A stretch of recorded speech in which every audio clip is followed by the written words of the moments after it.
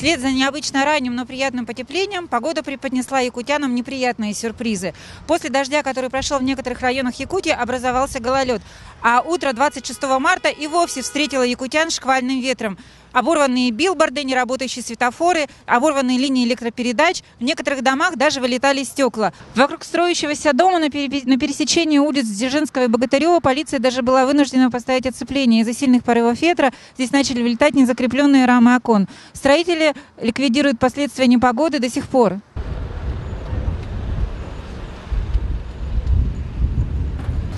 Ну, ветер сильно дует. Видишь, все. И я смотрю, там ремонт идет. Не ремонт, а снимают то, что вот сейчас болтается. Ага.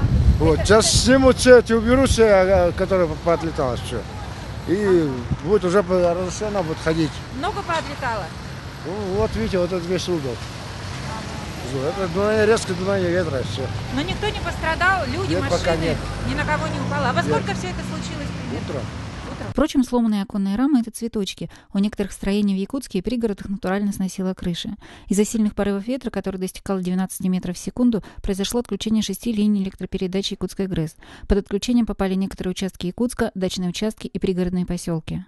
Также из-за отключения электричества в Якутске перестали работать 16 светофоров. В настоящее время на поврежденных участках ведутся аварийно-восстановительные работы службы эксплуатации городского хозяйства. На момент съемки восстановлена работа 9 светофоров по улицам Кирова и Лермонтова.